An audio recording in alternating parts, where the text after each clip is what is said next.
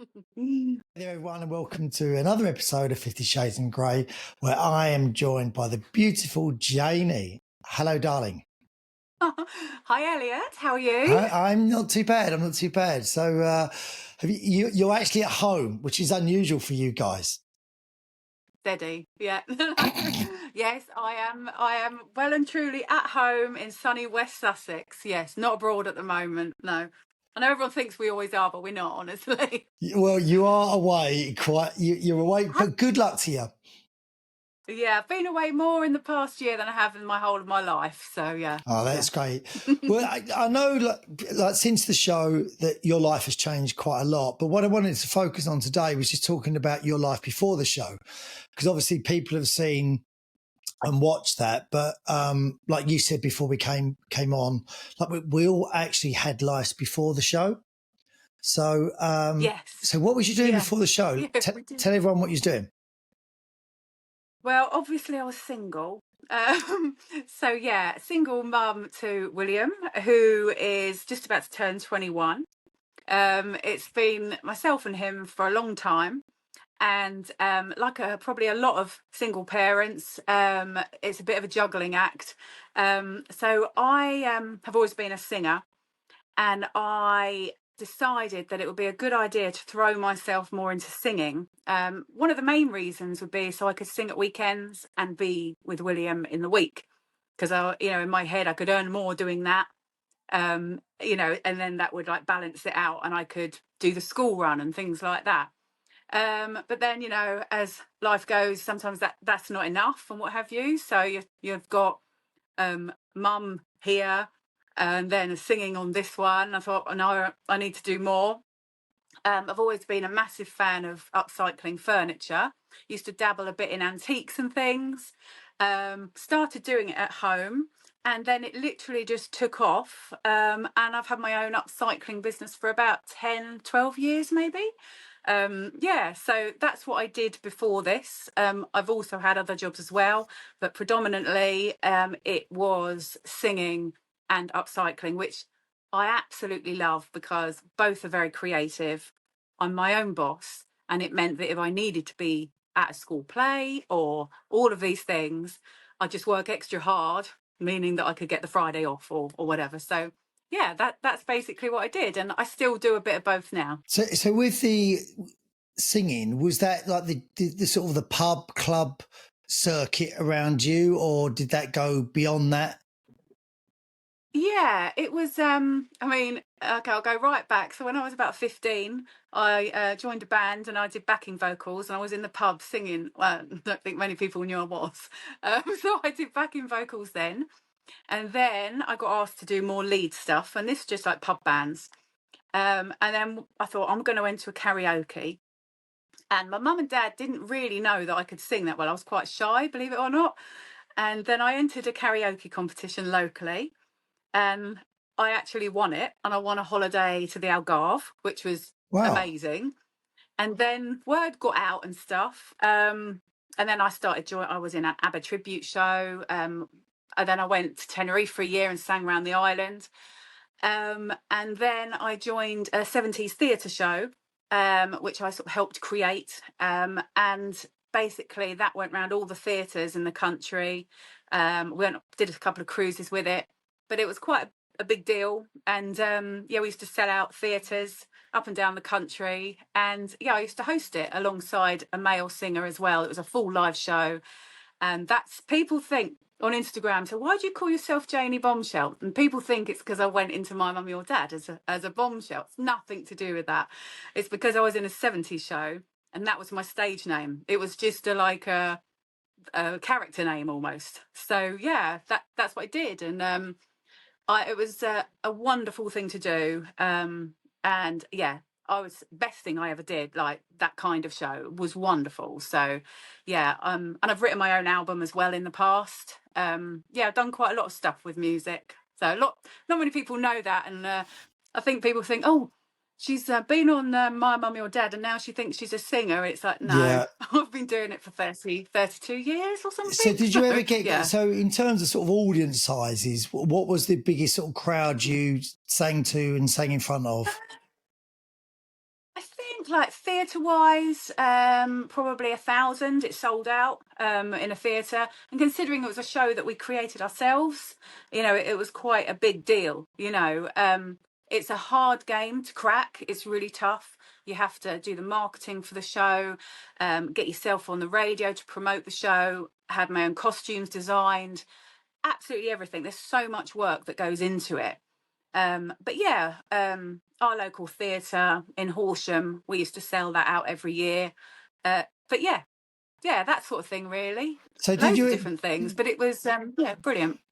Was you ever close to sort of going to the next step of sort of singing into bigger things? Like sort of, so for instance, like guys that play football say, "Oh, I had a trial for Arsenal once, but it didn't work out." Was there anything sort of like that? I cracked it. Yeah. I think theatre-wise, when you sell out a theatre, off your own doing, it is a big, big deal.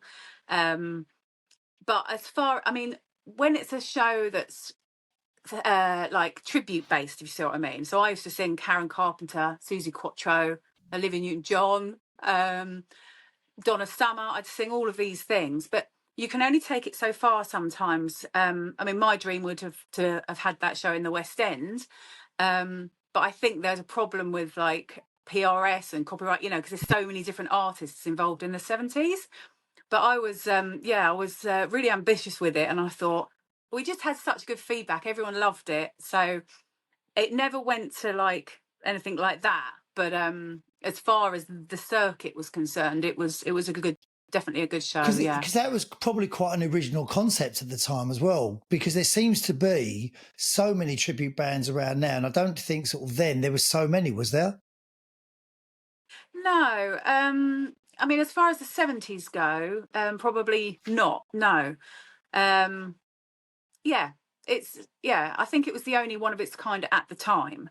There was a few disco ones like in the 80s and 90s, but they were more corporate shows, Yeah.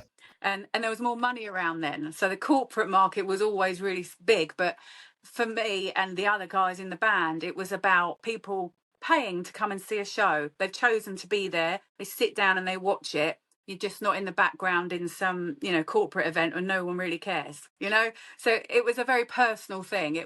We put a lot of blood, sweat and tears into it. But yeah, I'd like to do something like it again.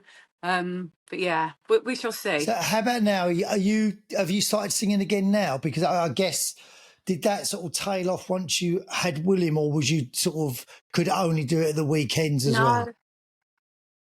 No, I sang all the way through, basically. William used to come to the shows and watch.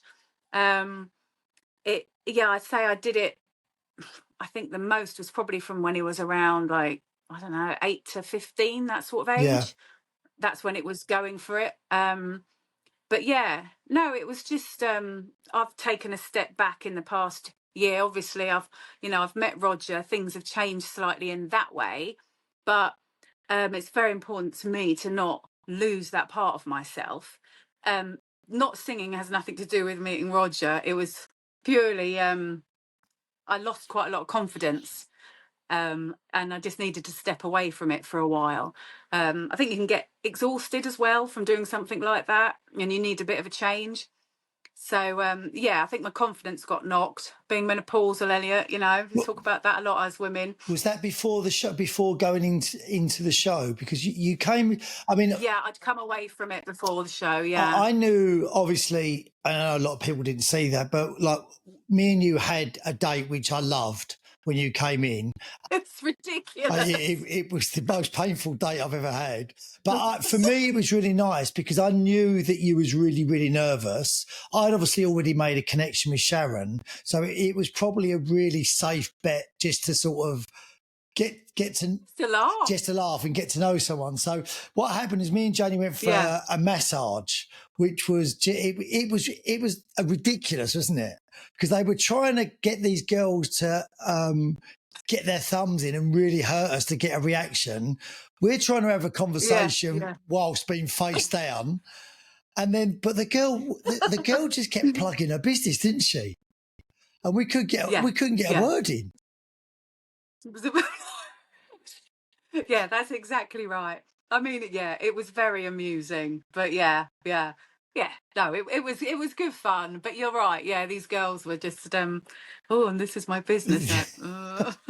So, I mean, I knew you was very nervous going into there, but you still came across as a confident woman. So, Confident. yeah, no, Yeah, I think you did. And I think anyone that goes on a show like that, you've got to have a degree of self confidence anyway. Um, but yeah, so yeah. when did that happen? Before you went in, you felt like you lost your confidence to perform, or Yeah, I came away from it. The show, other people in the band at the time were starting to do different things and what have you. I think we'd sort of come to the end of the road as far as that show. We'd sort of done it for a long time. It might have been time for a refresh, whatever. But yeah, I came away from it quite a bit before I went into the show. I was still singing in other things. I was doing some corporate singing, and some singing in an original rock band. I think I played at Planet Rock Festival. I was doing oh, that just before I came in. Some really good stuff. But like I say, you don't have anything to prove. It's like you love it, and it was the time to step away. I think I was hit quite hard with all these menopause symptoms, losing my nerve. And I thought, I just need to be around some people. I need a bit of normality back in my life. I was always self-employed. And I thought, I just need to step back for a bit here and reevaluate everything. And then, would you Adam and Eve it, end up on a reality show and get a boyfriend? Oh, yeah. so obviously everyone knows the story of yourself from Roger, which was a great story. And I was talking about it last week actually on another podcast with a couple of the guys, and I think what they'll find very difficult on this show is to recreate, because you were like a perfect storm for each other. I think I felt that Yeah. you were both sort of in a situation where you were both not ready to meet people, but ready to meet the right person that fitted in with your life. So Yeah. how has that gone? Yeah. Like, because now you say Yeah. you're doing your upcycling, you're doing your singing, but you've now got to fit that around a relationship, and that must be new for you Yeah. because you were single before going in. Yeah. So how Yeah, exactly. Yeah, I mean, I say to Roger, I'm still going to do this and I'm still going to do that and what have you. I have to, our situations and backgrounds are very different, so, but we're quite a team in that respect. And I'm going to be doing a little bit of upcycling for some old customers this week, just like on a commission basis. And Roger says to me, well, can I be your apprentice? He's trying to get in on that. um so yeah, but joking aside, I do upcycle at home, and he's been helping me do things, and he's really good. Like, he loves it. He absolutely loves it. So it's nice. So that's nice that he's involved in that. And if I say to him, or he says, oh, if you get a gig or something, he says, I'll be your roadie. he's going to But start yeah, singing, you know that, don't you? he has started a bit now and again, and I think, what's going on here? Yeah, I think he's angling for a duet. But I've noticed he's been singing a lot more, which is lovely. But yeah, I think Roger's such a happy camper. He's easygoing. He's enjoying his life. He's doing exactly what he wants to do. And yeah, he is so. He's just so easygoing with things. And it's lovely because I just feel, yeah, he supports me totally. I mean, when I used to sing and stuff, and I could meet people and think, and I don't think some people don't like the idea of having a girlfriend that's going off at weekends and singing Mm. all over the country. It can make people feel uneasy. If only they knew it consisted of, like, getting home at 3 a.m, being in a van with 6 sweaty men, and getting a Greggs from the garage. That's how glamorous it is. So there's never any worry, but I know that some people would find that a bit intimidating even. So Roger is just so easygoing. So He's no bother in that. And yeah. so I've had a lot of conversations with people who sort of have watched the podcast, and a lot of it is around sort of being single and being in relationships. And obviously, when you're single, I think you can get very set in your ways, and you become comfortable and happy being single. I think a lot of women and a lot of guys out there are extremely happy being Mm, single, and someone else coming mm, in can upset that, not upset that balance, but it changes the balance, obviously. So how have you mm, two mm. negotiated that? I think I think it goes. It's purely without sounding cliche. I think it's down to your personalities and getting that right match.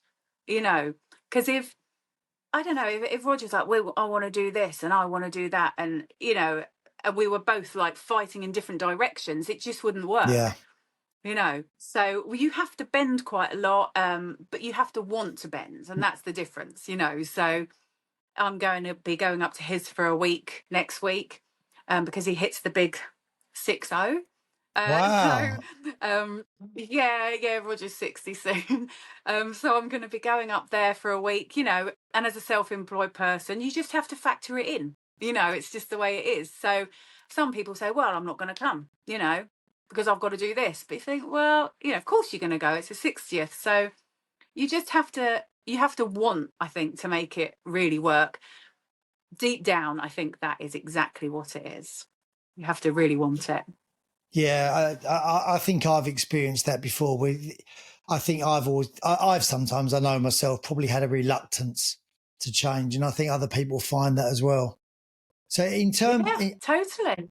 in terms of when you meet with older kids, because it's obviously a lot of people on the dating apps, especially when they're sort of older, they'll be, I don't want to meet anyone with young kids. They just don't want to Yeah. go through that. To me, I think when you meet anyone with any kids, they're just different problems, whether they're young or old. How have you guys found Mm. that integrating your children as well?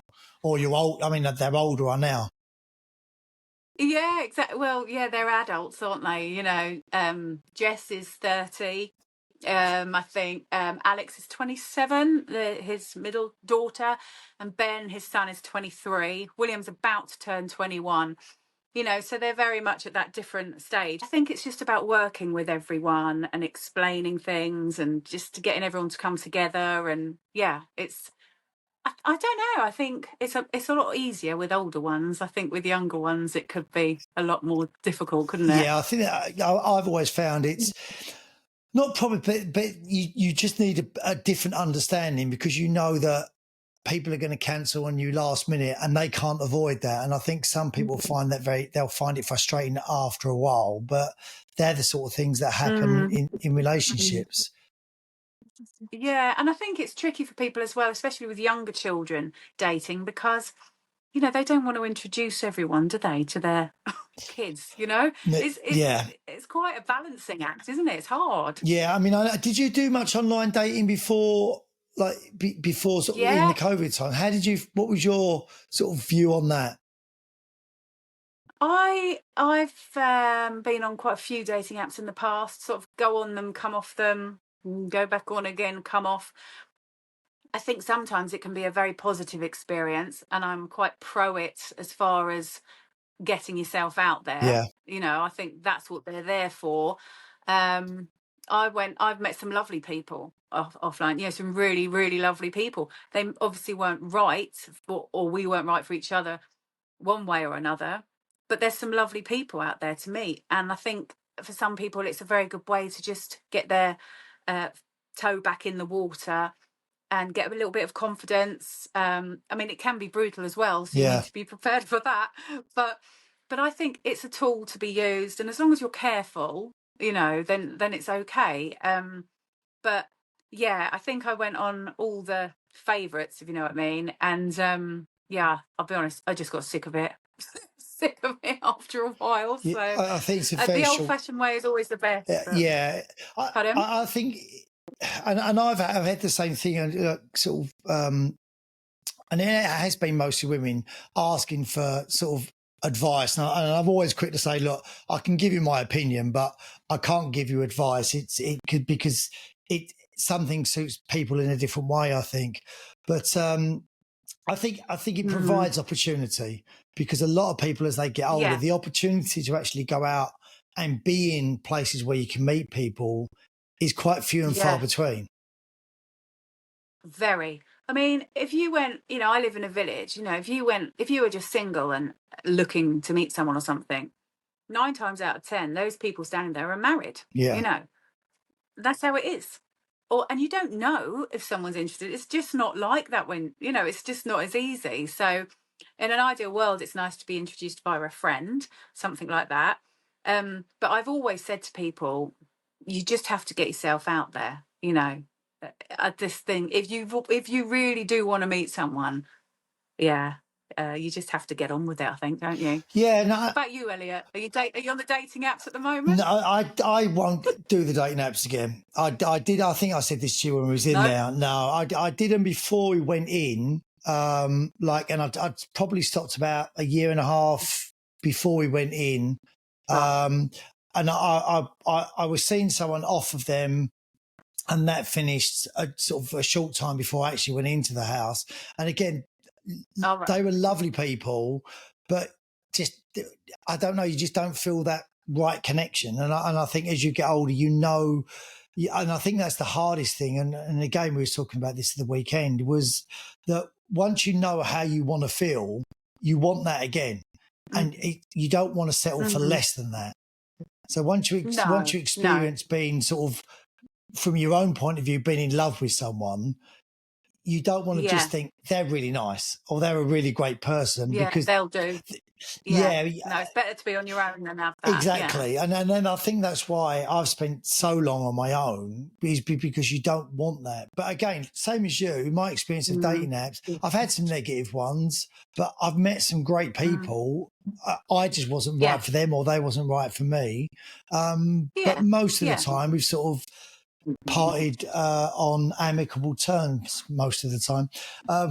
So but I don't think I just don't think I'll do them again. I just don't. No. There was too much. Elliot, I've seen your female comments on your Instagram account. I don't think you're short of a few offers. No, well, no, and then no, there's been some really nice comments, which is always really good for your ego. So, but honestly, like you said about, with a band, he's trying to with a podcast, it's gaining traction, which is great, but it's a lot of time and a lot of work. And you're always trying to create content as well to promote it. And as you said about your band, there's so much time that goes in that, it makes it difficult to do anything else. It becomes a way of life for things. Yeah, something that you have so much passion for. You've got to go all in with things. Sometimes, it's just getting that balance. So even with my upcycling business, I'm going to do a few more pieces, and I was saying to Roger about it. It becomes quite a big thing. You've got websites to do and social media and just, lots of things. It's not just like, I'm going to go and do that. It's everything, being self-employed is something as well, it never stops. So what I've noticed when you've been talking, sort of the last 15, 20 minutes, which is lovely, is you now use a plural. Do I? Yeah. And so there's no longer a me, it's a me and Roger, or Roger and I, or us. And that's lovely. So what else has changed? Yeah. Because now you're sort of a couple, as it was. So how has that changed? Like, what has changed in your life having someone there? I think it's just simply that. It's just having someone there. I genuinely feel I'm part of something, I had a chat the other day, and we went on Loose Women to talk about it. And I was just saying, I'd struggled in the past with being fiercely independent. And I still do struggle with it a bit now. I still can't quite get my head on the fact that there's two of us, like, I'll always worry about something, or I think it comes from just being self-employed and being a single parent. I've always got my eye on the ball about something. And Roger will say, oh, don't worry about that. I'll help you with that. We'll get that sorted or something. And I'm like, no, you don't understand, Roger. No, it's, he's like, I do. I get it. And I'm like, oh, And I have to work on myself a bit in that, because I think people want to be part of this, they want to help you, and it's just allowing yourself to break down a little bit and go, okay, yeah, you can. But I'm so frightened of, I think I was just always doing everything alone, and people were trying to help me, but I would just hate to, like, I don't know, I can't explain it. It was just very difficult to Yeah. actually, let someone in that way. I mean, But it is so lovely. I know where you're coming from, because I think you, and it's not as dramatic as it sounds, but where you get used to not relying on anyone, you rely on yourself 100%. Mm, And that's why sort of mm, when people give me advice as well, like, and friends, I think I know myself better than you do, because I'm the yeah, only one that spent this long with me. And when you're single, you spend so much mm, time on your own that the positive thing is yeah, you do get to know yourself very, very well. And it does mm, make you an extremely strong character. But I think the yeah, downside of that definitely. is that you then don't want to let anyone else in, because you kind of feel like you want control of it. Or what, do you know what I mean? Yeah, I think I do. I wanted to let someone in, but I was frightened too, because I mean, it's not the same, but I had about three different people I met, and it was quite unlucky because they were quite near to each other in the time frame, and you sort of like open up a bit, and all three of them were not ready to be in a relationship, if you see what I mean. They were coming out of divorces, or they were coming out of whatever, and I felt that I was the trial, if you see what I Yeah. mean. And it just really upset me and really hurt me, because I thought, this is what happens, when you let someone in and you open up, and it's really hard going sometimes. It's horrible. But I just thought, well, I'll just keep at it, but because not everyone is like that, but No, yeah, and it's I hard. don't think I don't think there's any. I don't think people mean to do it either. I think No, it no, is just just not timing. ready. They're just not ready. But Mm, unfortunately, the only way mm. that people can get ready is by going through those processes anyway. Is meeting someone and not Yeah. working out, because there's so much that a new Mm. relationship brings up, and sometimes it Yeah. brings up memories that aren't great for you. So it's almost like layers. Yeah. It's so you need to meet three or four Yeah. people, and I think sometimes you can meet the right Mm. person at the wrong time, and At the wrong time. it doesn't Definitely. Yeah, I work. think lots of people. No, no, definitely not. I think, and I think also, in our age group, people you meet, we've got either grown up children or younger children. We've all had a life and what have you, and so when you do meet someone, it's taking everything into account. I think it's just about the stars aligning and Yeah, and the right time, because myself and Roger, when we met, we had no idea, and I don't think anyone else had an idea that we would meet, yeah, like in that environment. I don't think so. So I felt, for myself, I felt, like you say, I come across very confident, but I was a lost soul. And I thought, this is just a bit really bad, anxiety, didn't sleep, all this stuff. And I felt a bit of a lost soul. And Roger was the same. We were just there and we just got on. And who would have ever thought, you know? It's just mad. yeah, and that's what I said. I So, think you two were a little bit like a perfect storm, and you both needed mm, something, and what one person needed, the other person had, which was yeah, yeah. which is really, Yeah, and it's the personalities, isn't it? Yeah, yeah. he makes me laugh, and I think I'm quite a pleaser, like I said on the And telly. he needs looking So I'm after. okay. Oh, he does. Yes, but it kind of just worked in that way, and because I know William was worried, like, Mum, stop pleasing everyone. I know that's how because he thinks I am that sort of person, but it's actually okay for me to be like that, and softly, softly, myself and Roger, it's worked perfectly, because I was a bit on my back foot as well, about going into a relationship. We both were, but for different reasons. So, yeah, I think patience, and at the end of the day, we make each other smile and laugh, and, we've fallen in love. And I just think it was, in my mind, perfectly happened, you know. Yeah. No, and totally unexpected. and very unusual as well. I think, it's so much harder to meet people when you're older because you know what you don't want. When you're younger, you don't know what you Mm. don't want, so you kind of just try everything.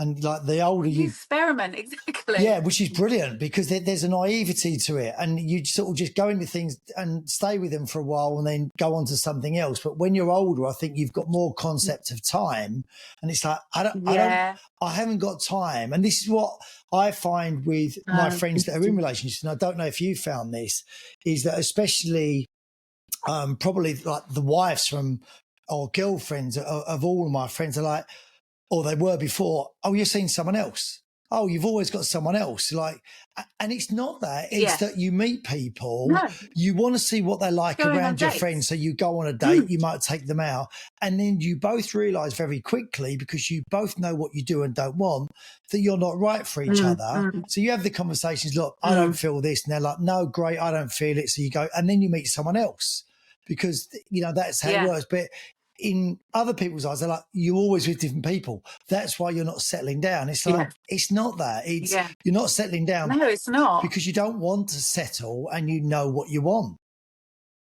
Yeah. I think you do know what you want. And I said before I went on the show, when they asked me, I said, yeah, funny and kind and, are my biggest things, Yeah.